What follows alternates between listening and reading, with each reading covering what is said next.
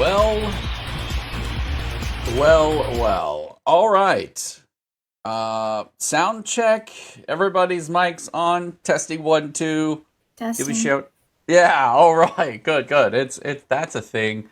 Welcome to the HEF podcast. That is the podcast of the Home Education Foundation. My name is Jason Crawford, and I'm joined today by my wife, Crystal. And she's kind of like my everything logistics. I'm the kind of person who shows up and does what I do. And she makes sure my head stays on straight. And that's what we're going to do today on the podcast for the Home Education Foundation. Home Education Foundation is an organization started by the absolutely wonderful person, Brenda Dickinson. She has been the voice at the Capitol for parents and their educational freedoms and rights since the 80s.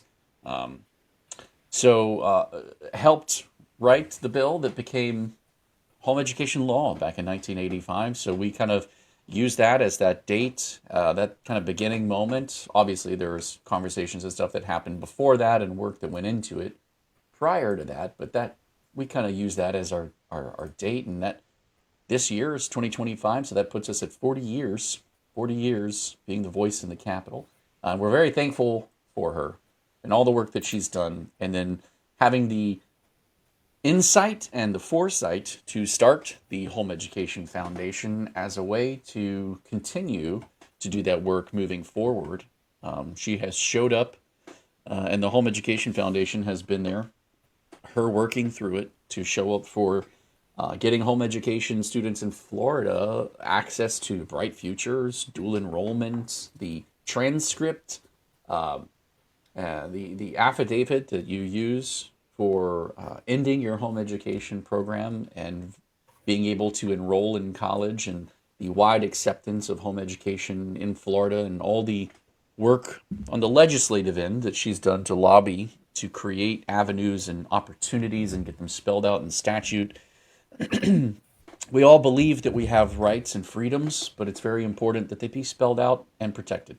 And that's been what she's been doing. And I'm here to help take over where she's retiring off. I don't want to say leaving off, but she'll be passing that torch. And a lot of the work that she has done throughout the years has been without support, to be truthfully honest. She's had a small number of very intense champions behind the scenes, and she has kind of taken that work and just done it herself because it needed to be done. But we're happy to say that as the last 2 years have transpired, we have been able to find additional sponsors, people who will come in behind the work and support the work, and we're happy to announce those. Arete, FBEA, Fisher Precious Metals, TBHC Group, and there are others. I'm very happy to say that. Hello, Crystal. Now we can see you too. Hello. I'm very happy to say that we have a recognition wall full on our website of businesses that are friendly to homeschooling, have businesses that revolve around homeschooling or center on homeschooling. And there are some that have been around for decades themselves. Class Source of Tampa is one. Heed is one. And there are so many on here. Saints, shout out. Shout out to Saints. We love what you guys do. Coach Rick is awesome. And what's really interesting is that today we're gonna give a special shout out to someone from this list, because I gave them a phone call a couple of weeks back, and I said, "Hey, I just happen to need a sponsor for a particular thing that we're trying to do." And I told this person about the Discord server that we're launching, and the scope of it and the goal and how we're trying to kind of bring parents from all over Florida into an online virtual space. It's different than Facebook groups. It's a little bit more unique. It can host giant meetings, live meetings. It can house important information so that it can be referenced, but then it can also supply smaller groups space to chat and not just chat and text, but like vocally hop into a room like a conference room and communicate and dialogue. Can allow people to chat and go back and forth and have threads in a forum. And the beautiful thing is that I can actually, and I'll show you guys this later, set up designations for different counties so that we can invite leaders from their own communities to come in and help facilitate their own communities within that space. But then they can benefit by being a part of the bigger objective, the bigger group in Florida, the entire homeschool community. That way, when it's time to mobilize and protect our freedoms or get a word out or spread the news, instead of having to have a phone tree like they did back in the day, I listened to Brenda talk about some of those old stories, and it was very interesting. And it dawned on me that we still need that interconnectivity in a way where it's not just Facebook groups and information, misinformation, but a place where they can find the accurate information and community at the same time. And she got it. She said, I love that. I think that's amazing. And I said, well, I was thinking it would be really good to do some sort of giveaway to drive people to jump in. Because a lot of people might not get it. They might not understand it. But maybe if there's something to like intrigue them with and encourage to give them a little extra motivation. And she said, okay, what did you have in mind? And I said, well, that's why I called you, because I know that you know so many people in the Tampa area because you're the homeschool hive. And everyone there is connected to you. And so Kimberly with the Homeschool Hive is who I was talking to. And she said, yeah, okay, so what do you need? And I said, I would love to give away a computer, an actual decent, very nice computer. And she said, I know someone who could do that. And I was like, wow, that was fast. Like, who did you have in mind? She said, me. I would love to do that. I would love to be a part of this. And my jaw nearly hit the floor. My beard nearly came unglued. Yep, this one. And I was just super ecstatic. I love how the homeschool community comes together. And I thought you all should know that the Homeschool Hive is amazing. Truly wonderful people. And if you're looking for the link to their website and what they do and offer, you can find them on our recognition page, because they have, from the very beginning, been one of our supporters as a business. So they're donated at a higher tier than the individual tier. They're a business, and they love the work that Brenda has done over the years, and they believe in the work that we're going to do moving forward, and they want to be a part of it. And I love her heart for it. So I'm going to give her a little bit of extra time today. Yeah, and if you live in the Tampa area, they're in Hillsborough County, which is my home county before we moved here to Tallahassee. If you live in that area, they have a physical store. They are one of the only, if not the only, physical brick and mortar homeschool store in Florida, or in the area at least. So stop by if you're in that area. They have an amazing array of resources that you can actually put your hands on, flip through, take a look at. And Kimberly is amazing. She can answer questions. Yes, she is. Definitely stop by. I always check out their booth at every convention that I'm at, that they're at, because they always have really cool stuff. But if you're in the area and you want, you're looking for new resources, definitely stop by and give them a try. Absolutely. And I'm on her website right now, which is great. So she says, on their website, it says, we're your hive. At the Homeschool Hive, we're more than just a store, we're a family. From the front of the shop to the back of the warehouse, our team is made up of passionate, helpful humans and a few buzzing bees who truly care about the families we serve. Many of us are homeschoolers ourselves or have been raised by them, so we know just how rewarding and overwhelming the journey can feel. Whether you're new to homeschooling or a seasoned pro, our store bees and warehouse bees are here to walk alongside you with encouragement, insight, and real-life experience. So, like Crystal said, they do have a shop. It is a physical location. It's not just an online thing. And they have in their shop, they have core subjects, educational resources, books, social, emotional, sensory things. Art supplies, like all kinds of cool stuff. Games. Yep, absolutely. And you can also shop online if you're not in the Tampa area. And they are also an approved vendor in the Step Up's My Scholar Shop. So. Yeah. And She does evaluations and testing. So she is not just her, but she has a connection, a network of evaluators, and they do all kinds of things from portfolio evaluations to PIOT testing, um, and all kinds of other consultations. If you're just looking for that help that you need, the Hive is probably a good place for you to look for some of that community. That's the beauty of the homeschool community in Florida, is in homeschooling in general. Rather than abdicating our children off to some system that we trust, we find parents taking back the helm and wanting to provide for their own child, their own education. And if you know how to read, teach your kid to read. If you know how to think, teach your kid to think.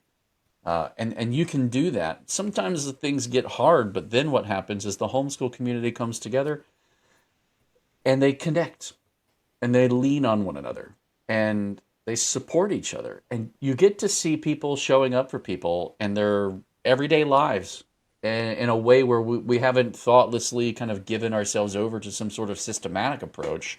People show up and they get clever and they might reinvent the wheel, but they may just take the wheel and improve upon its design or apply it in ways that you haven't thought about applying it, and they're there for each other, and that's the beauty of homeschooling. And we want to make sure that that continues.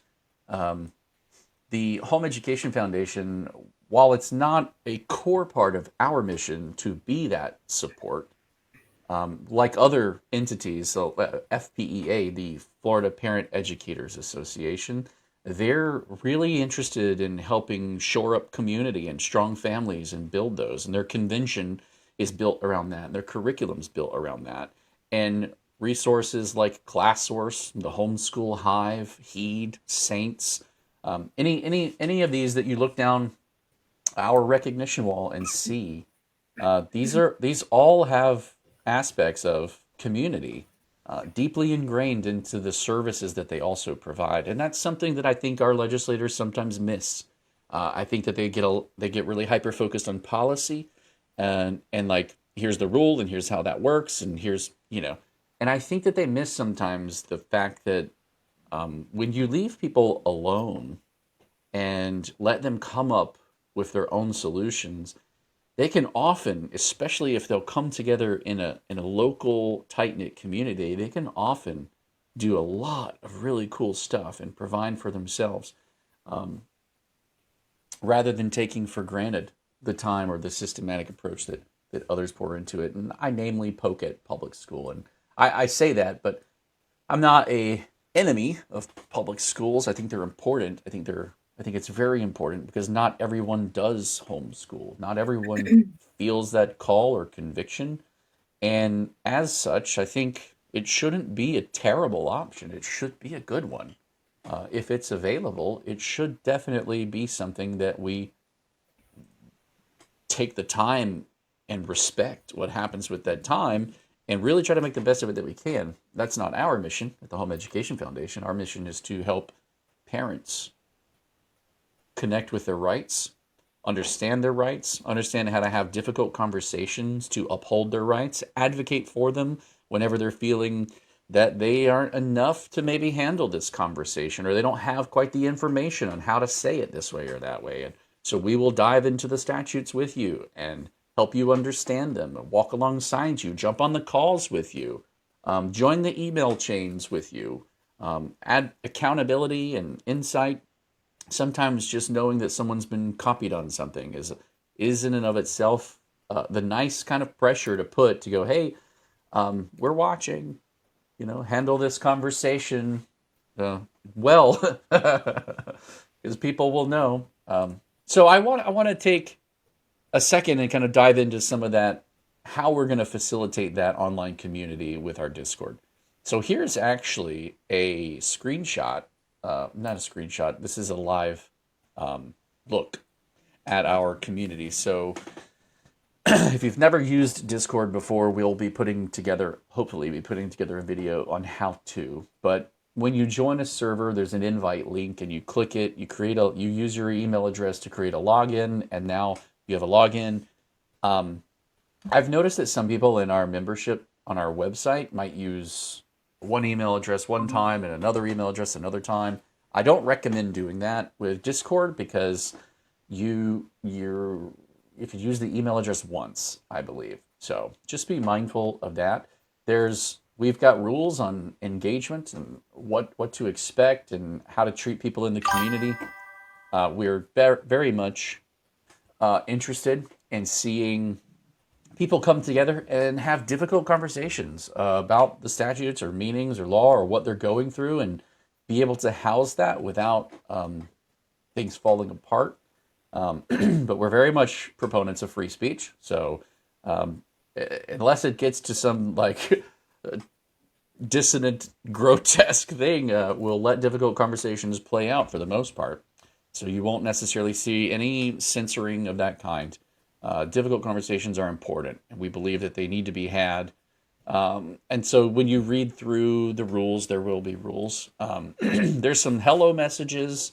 There's some support. There's a campaign help channel. So if people need help with a campaign, so I want to help out in Broward County with Representative there or Senator so-and-so, and you're looking for some help or some tools or some flyers or anything to that nature, how do I help them understand what homeschooling is?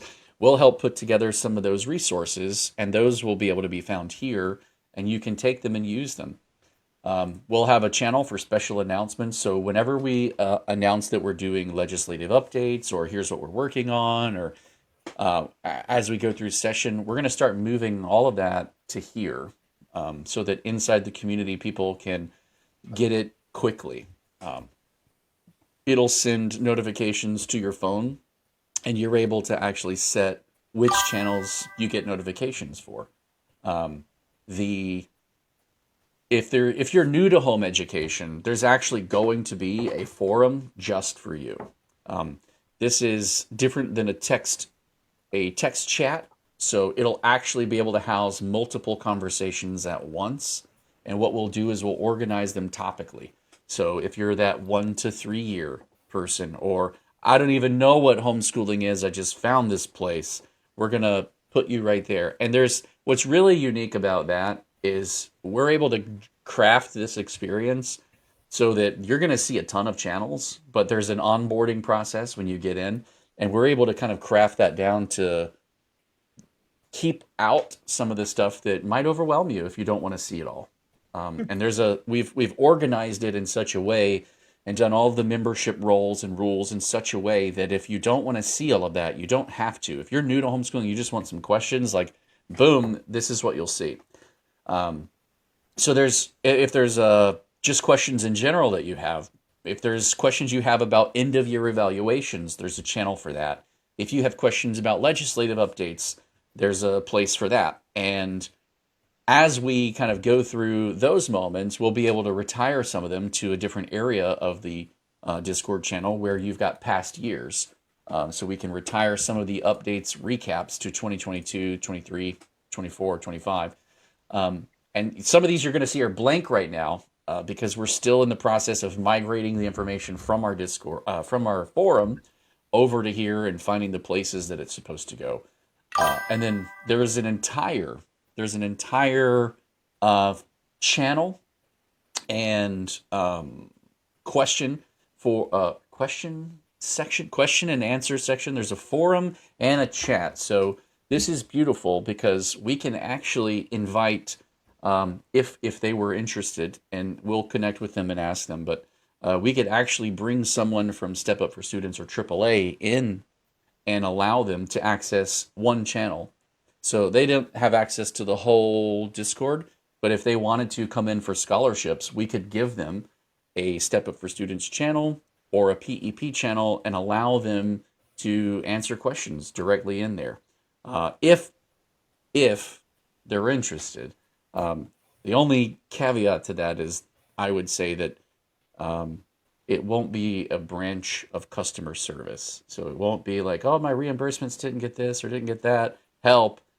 This would be an informational and announcement type channel. So here's what's coming. Here are the changes coming to PEP. Here's changes coming to the purchasing guide or things like that. Or UA. Here's changes coming to that. Here's the recent town hall link from UCF with that like announcement type stuff so that you can stay in the know, not necessarily an additional arm of their customer service. So that is something I do plan to offer to them as to have access to it, but they won't necessarily have access to the entire Discord to see the whole community because we can set what people can access and view. And that's the thing I love about Discord is it's unlike Facebook and unlike some of the other ones where you give someone access or you don't give them access. In Discord, you can completely customize what someone can see and what they have access to. So I can give them a specific role and then they only have access to that channel. And so they can only come in and check announcements or post announcements and then leave or answer questions from someone, but they wouldn't be able to see any of the other conversations. So that's the beauty of this particular tool. And I want people to understand that because I think that there has been some concern in the past about whether or not we let certain people from the outside in and are they watching our conversations. I will tell you this, senators, representatives, staff in the legislature, they're watching your Facebook conversations. 100% they are. I know they are. I absolutely 100% Yes. have talked with them and It's know kind that of they are in your crazy groups. how parents think that those Facebook groups are completely private and no one else is going to see it. Because Facebook is not that way. Facebook is a public forum. Yeah. Even when you're in a group, there are even people from the media like watching those groups. So just that's something to be aware of. And this is not a public group. This is a private group. This is a private server on which this communication can happen. So it will be what they call discoverable, meaning someone could search it and find it, but they can't just sign up and get in. There is a onboarding process. There's a questionnaire. And so we're also able to attach tags to people as they communicate through. I'll show you some of the early color coding that happens so you can actually see different people's color coded names. And that's helpful because then you know that person is an admin or they're not an admin or they're a veteran homeschooler or they're new to homeschooling. And so being able to color code people and understand who you're talking to. Somebody may say something and you're like, oh my goodness, what is this person saying? And then you see the color on their thing and you realize they have been homeschooling for 1 year. They might get some things wrong. Oh, okay. And it allows us to have a little grace and understanding to go, oh, this person's not a complete unknown. Or maybe they don't know everything. And so we keep asking questions. And then when someone who's got the veteran color badge speaks up, and then you know, oh, this person's been homeschooling for 20 years. They've homeschooled 10 of their children. It's like, okay. 10 of their 15? Yeah, 10 of their 15. They have more than the starter kit, I think. Which is funny. Yeah, so to keep rolling through. And then there are admin areas. So if you are a person who's interested in helping the Home Education Foundation, if you're a local leader and you're like thinking to yourself, I would love to be an ambassador. I would love to be the kind of person. I know everyone in my community. I don't know those people, and you do. And if you're like, I would love to be able to motivate people or inform them or help them to be confident too, there is actually a place for that here as well. And you can become an ambassador, an HEF ambassador. And for the people who are HEF ambassadors, only you will see the ambassador chat. So you can discuss things that are more challenging or more difficult and then go, okay, cool, I've got that. Or, okay, here's the message. Let me get that out to our community. And that conversation is a little bit more top level. It's a little bit more up here. And that way people who are new and they're just trying to figure out what sandwiches to make for my kids and how to get them there and soccer practices here. And they're not interested in seeing all of that other top level stuff. They don't have to. So that's a real beauty of the Discord servers and the Discord approach. And then I also have a place in here for students. So let's say that you have some students who want to get together and I don't know, I'm a gamer. What if they want to play some video games together and hang out? There's actually a hangout here where they can hang out and discuss things. I like to play video games with my nephew who lives in Wisconsin. Yeah, I've just doxed him. No, kidding. he's actually the one helping me build the Discord server, and then we talk about life and we talk about important things. And he's a new dad. We talk about being a new dad, and it there's a sense of community that can emerge over things like that. And I thought we should let our young people have a place they can hang out online. And guess what? Parents can be there. Parents can be right there with your kids, or you want to know, you want to listen in. Welcome. You're welcome. You might not want to, but it's there. It's there. And that's one of the beautiful things about co-ops is the kids get to hang out together and play together or learn together, and the parents are there to help supervise, and that's a great thing. So then there's different areas of the Discord server, and this is the part that I think is super, super cool. We have broken down Florida into areas.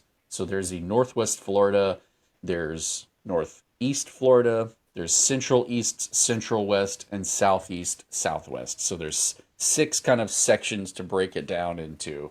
And wherever your county is in that area, your group is going to be there. And that's not, there's nothing super important about that breakdown. It's just a way of kind of being able to collapse the groups so that you don't have to see it all and it can stay organized.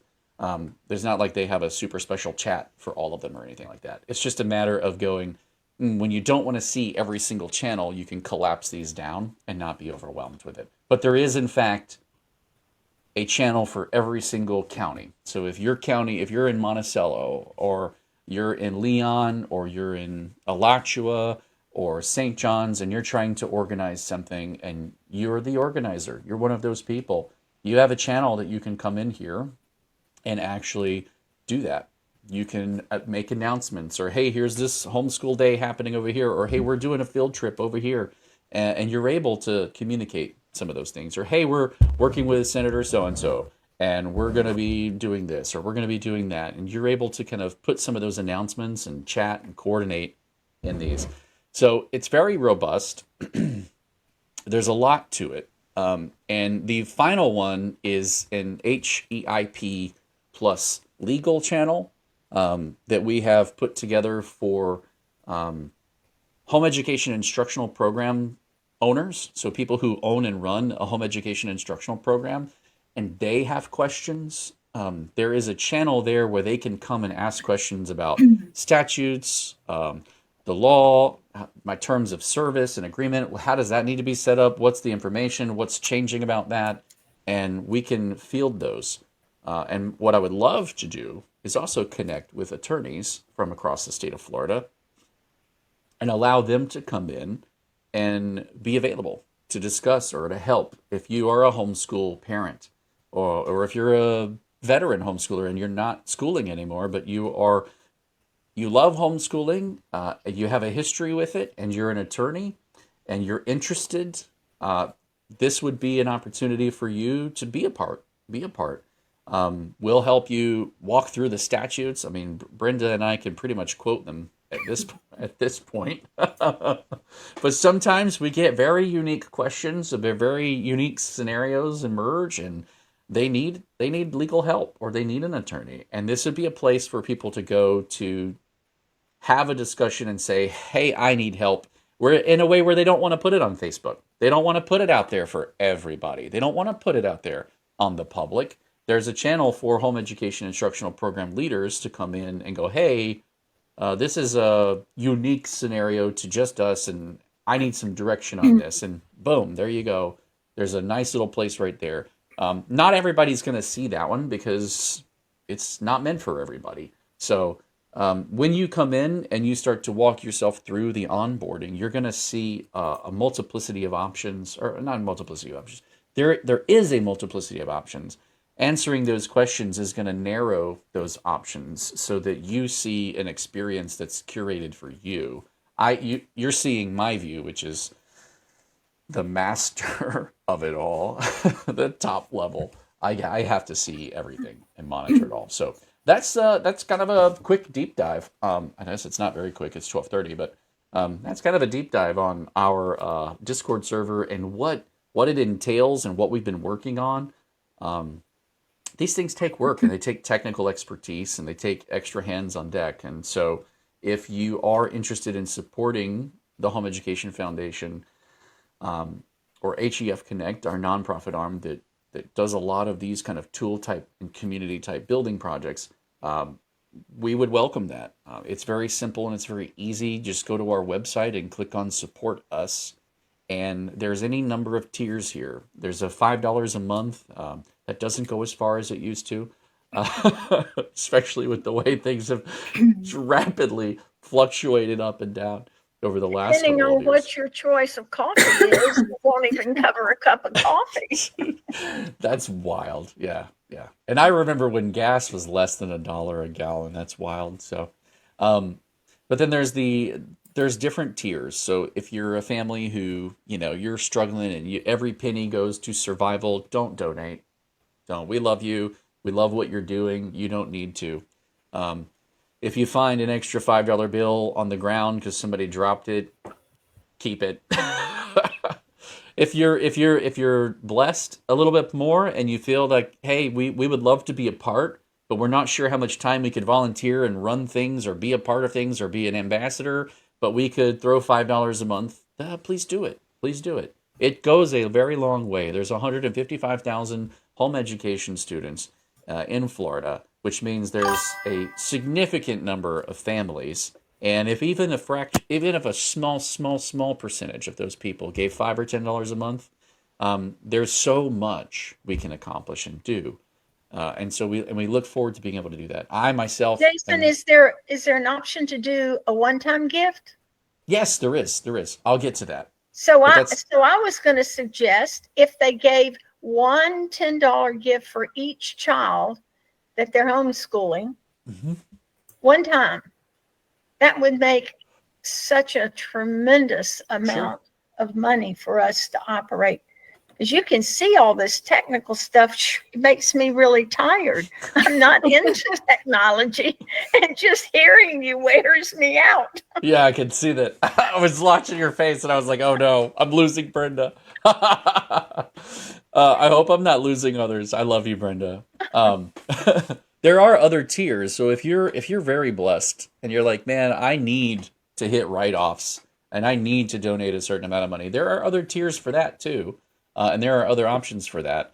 Our vendor tier is $100 a month for businesses in Florida, and that also gives you a spot on the recognition wall, so you're actually getting visibility on our website. But donating with Zelle, at this moment, this is the way that we have to be able to donate directly, and you're able to customize the amount and put in whatever you would like, and it goes right on in. There is a donate button for PayPal as well, so you can donate directly to HEF through PayPal. Then there are other ways on the rest of the page to learn about how to support and get involved, and ways to do that. And we're going to have to go back and add Discord to that and update the website once the Discord goes live. But right now it's still being tweaked, but I wanted to give you all a peek behind the curtain to see what it's capable of, and to also look forward to the giveaway from the Homeschool Hive. There is a channel in there for the giveaway. It's called the Hive Drawing, and whenever we open that up and we go to FPEA, we'll be opening that up to everyone at FPEA. We'll be intending to give away the computer at the end of the FPEA event. And what we'll do is anyone who wants to be entered will come into that channel from the event, post something and hello world or welcome to the channel or whatever they want to say. And then every person who has commented inside that will be entered. And then what we'll do is we'll randomly pick someone from that. I'll make sure my nephew does it. So, because I know people. And I don't want anyone to blame me for favorites, and he doesn't know anybody. And he's got a little 1-year-old, so he doesn't even know much about homeschooling yet, but he's learning, and he's very excited. He's even trying to figure out what the options up there in Wisconsin are like, and I think they might intend to move down here, and it would be really cool if they did, because I was going to suggest move to Florida. We got Yeah. Right. Yeah, it's great. Yeah. There's some scary things happening in other places, and Florida's got a really good lock on a lot of that. We've got some great leadership. Speaking with some of the senators and representatives, they really do care. They don't always fully understand, and that's a big part of what we do is helping them to see who homeschoolers are, who these home education parents are, and what they really are trying to do with their children, and the benefits that come from an approach uniquely designed for each kid, which is the freedom and flexibility you have through home education. And then sometimes how their rules might carve a path or create an unintended consequence, and there's some head scratching that happens, but a lot of times they get it if we can actually get to them and get those conversations going. And they are freedom minded in a lot of ways, and they love that and they protect that, and they're definitely parents first. And so once we start connecting the dots, they get it. So I think What I was going to say that I see as an advantage here is connecting our community. And there's something called critical mass.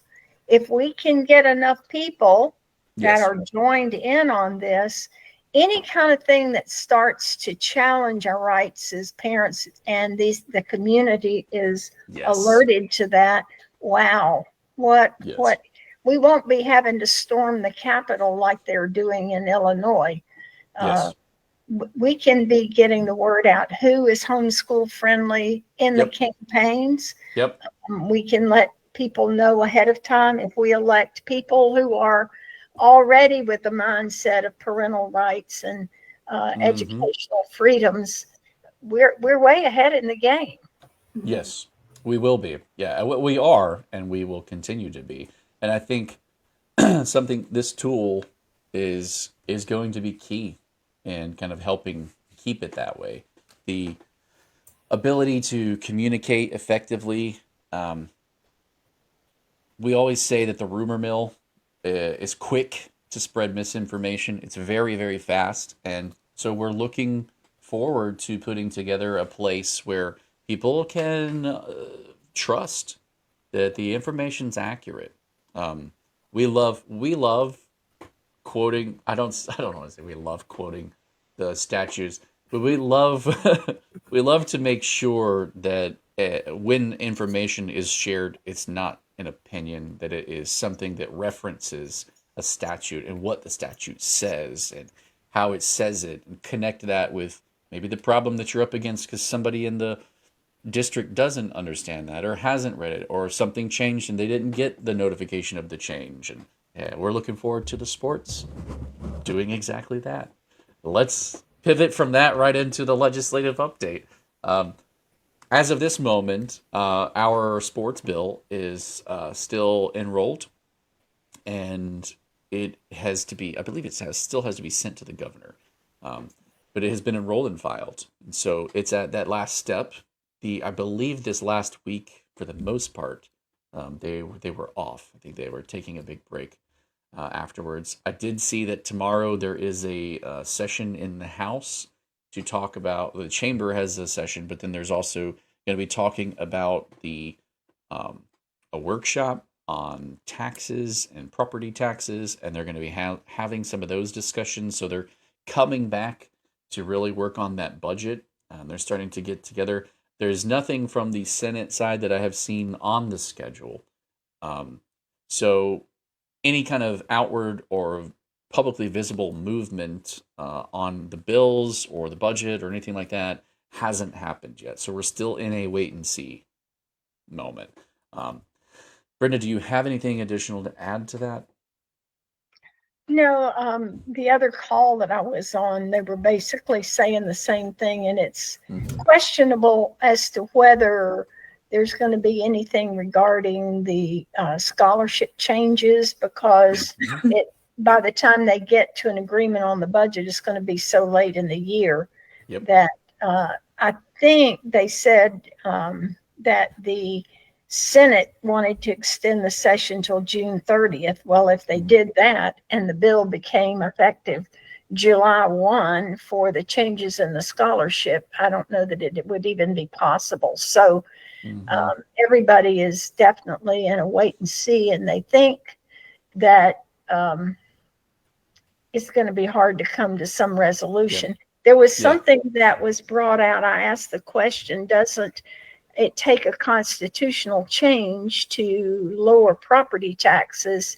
And on May 2nd, there was a task force, and I just learned about this, so I can't give you a link to it, but it was in the House, and they were talking about the difficulty of doing property tax reduction because it does take a constitutional amendment to do that. So if they did that, it would be a proposed resolution next session, and then an implementation for the ballot in 2026. So that's going to be a long-term thing. So, you know, it's a lot of wait and see.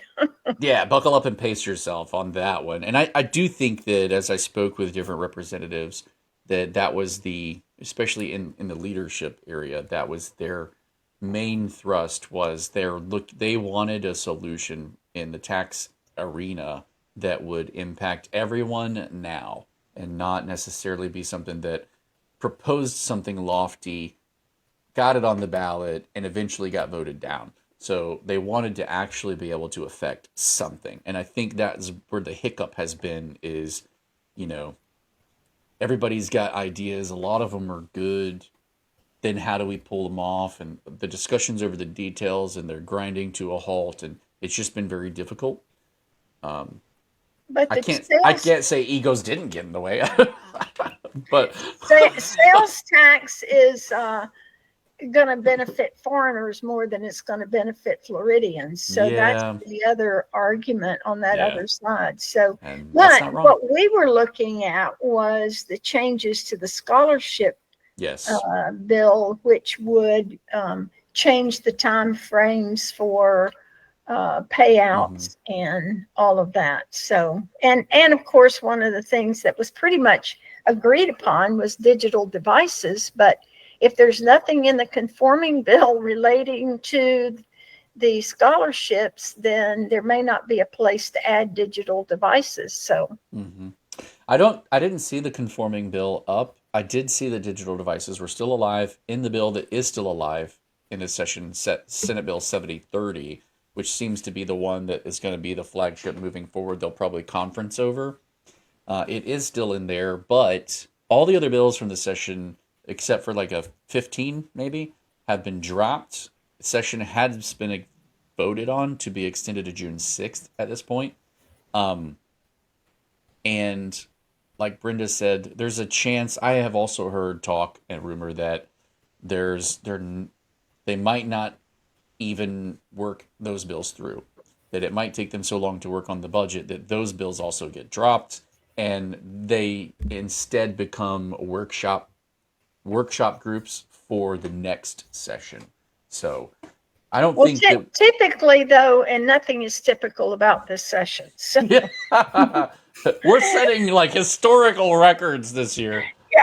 Is they have a bill number that follows along with the budget, and then after they determine the budget numbers, they will write the conforming bill, which are changes to the law to fit what the budget says. So if they did the payouts differently, and they talked about instead of having the scholarships come out of the FTE for the public schools, they would pull back out the Gardner Scholarship and the McKay Scholarship, rename those, but make those come out as a separate line item in the budget.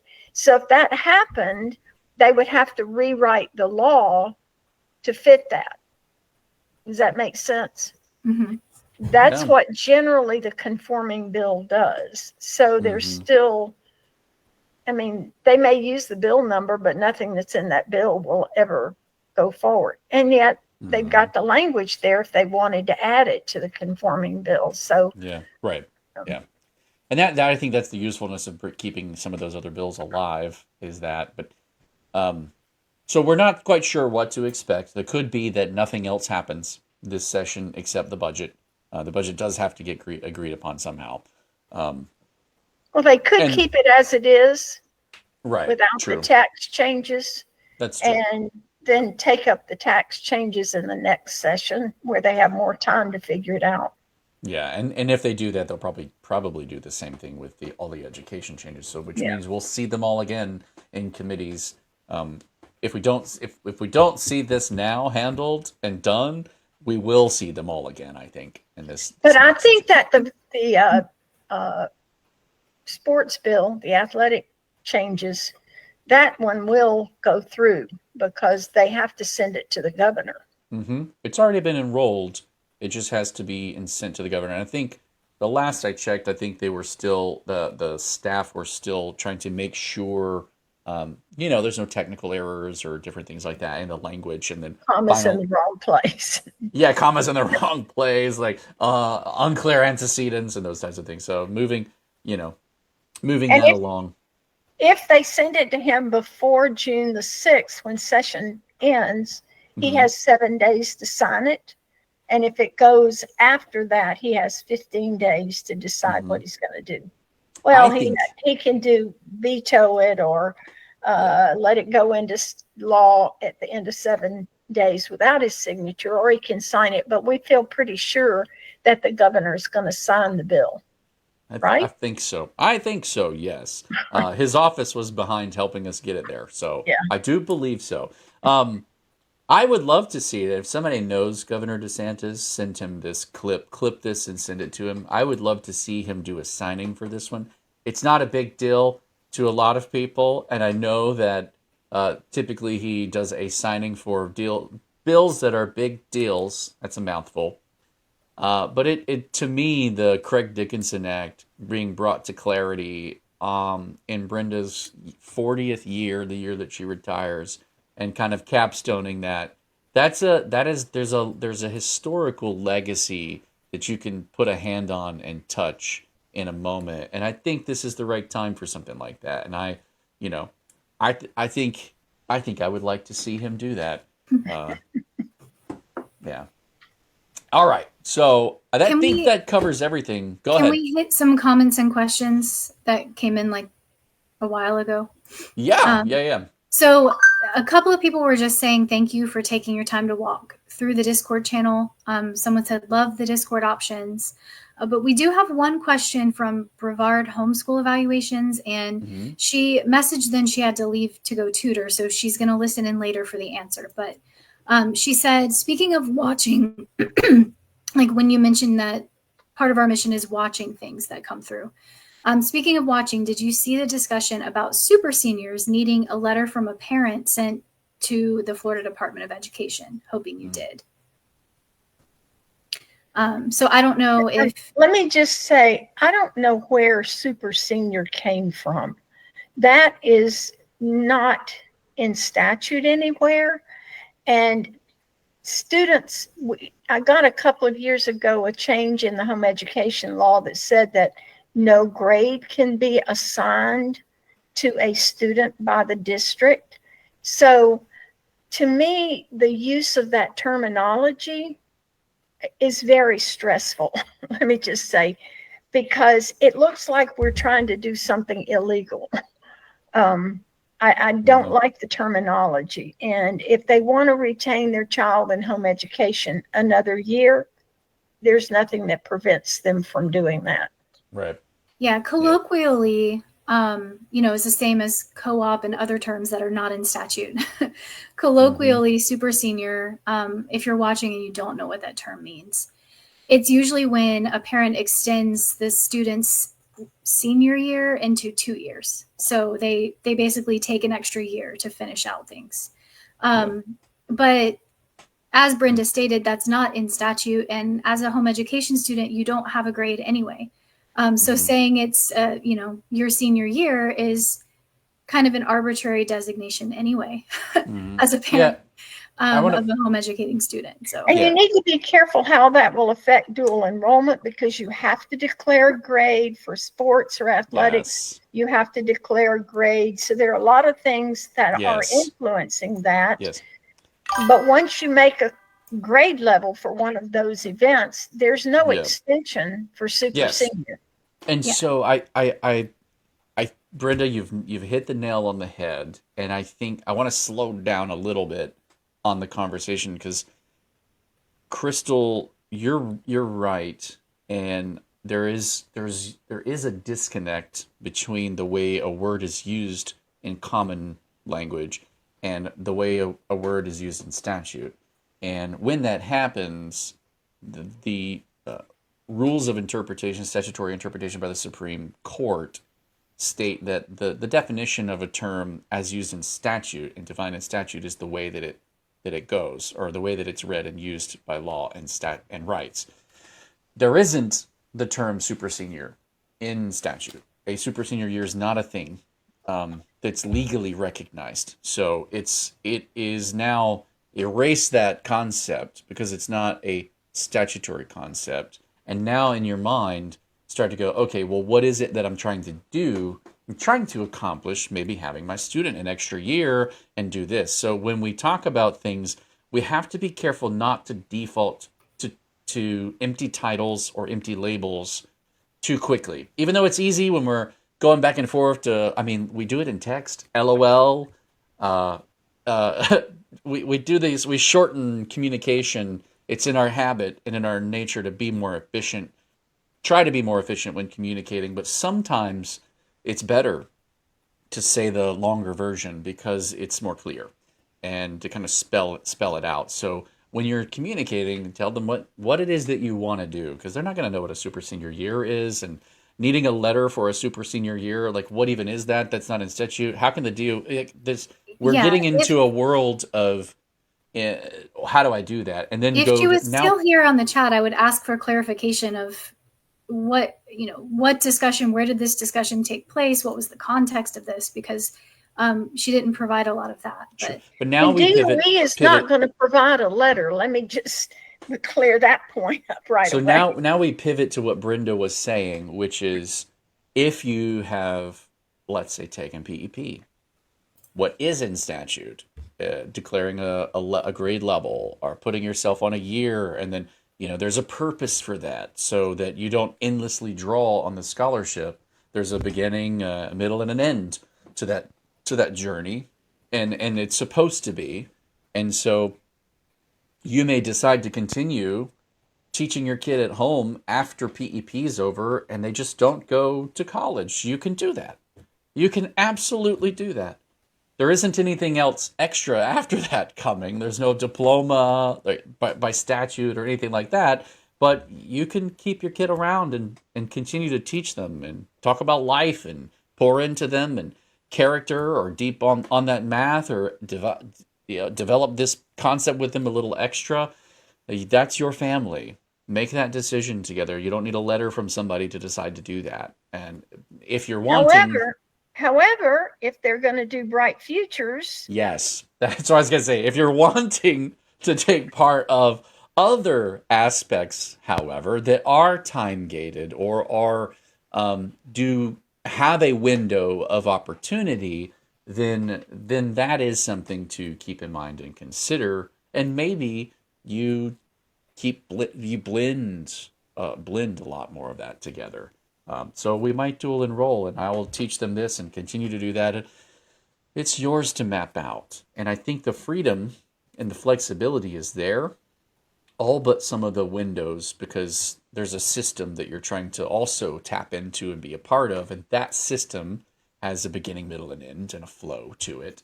And so there's a real need, though, when we communicate, to try to not necessarily depend on shortened labels, or what I'm saying, right? Like hitting those things in a conversation where I think I've communicated it. You know what I'm saying. LOL. Talk to you later. TTYL, right? And so we do these things naturally, and I think that plays against us sometimes, just behaviorally, from a behavioral standpoint in communication. That makes it a little bit more difficult to get things, because then when you start to talk about things that are rights or statutory or process or policy, that arena doesn't play that game. It's just define your terms, spell it out, map it, commas in the right place. Like the communication has to Especially be if clear. you're interfacing with people who are accustomed to having 4 years in high school, like the public sector Yes. or the Yeah. community colleges. You don't want to use terminologies that is confusing. And they're Yes. looking at you like, what in the world are you What talking if it is that? Yeah. All So seniors are super. what one example of that is there was a discussion a while back in one of the Facebook groups about the term dual enrollment. Because there was a parent insisting her child was dual enrolling when really what she meant was her child was taking classes as a home educated student at the public school. Yeah, And yeah, she was that's true. insisting, yes. Well, she was insisting that her elementary school student was dual enrolling at the public school. Right. Because they were taking classes there. And we were trying, in the Facebook group, a lot of parents were chiming in, trying to explain to her that that was a specific, that term means something specific in statute.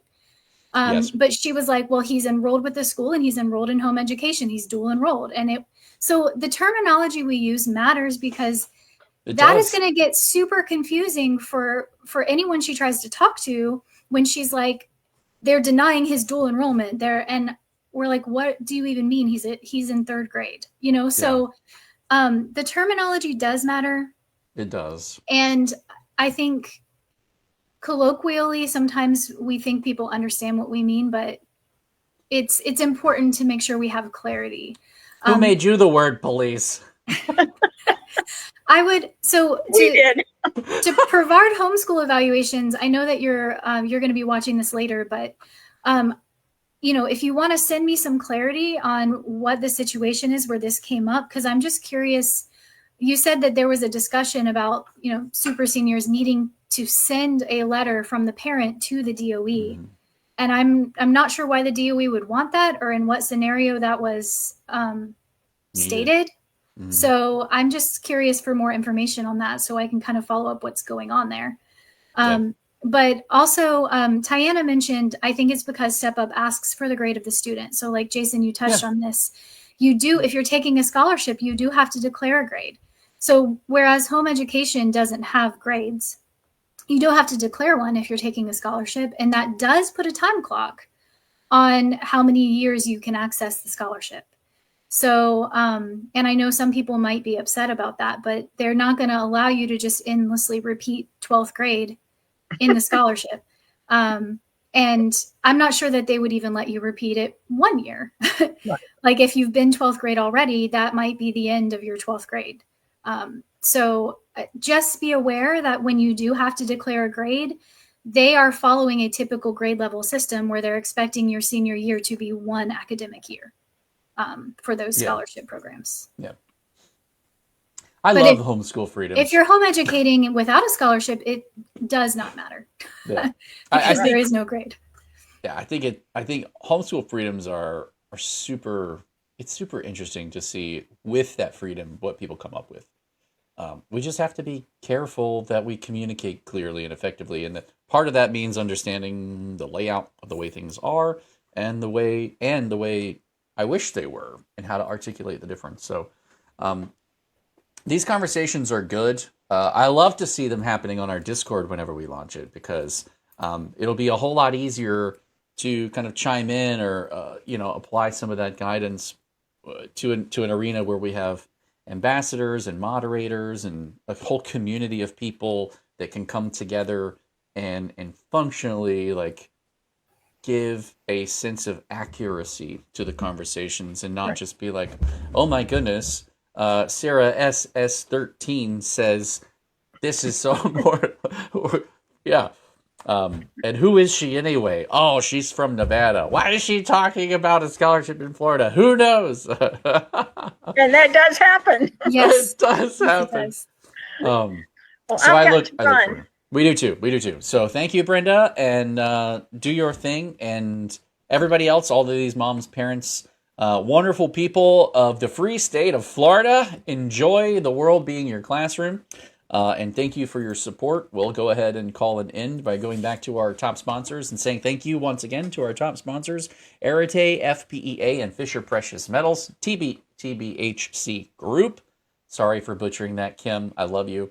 Thank you all for being with us. All of you wonderful people of the free state of Florida, go out, educate your children, make memories, and just be well.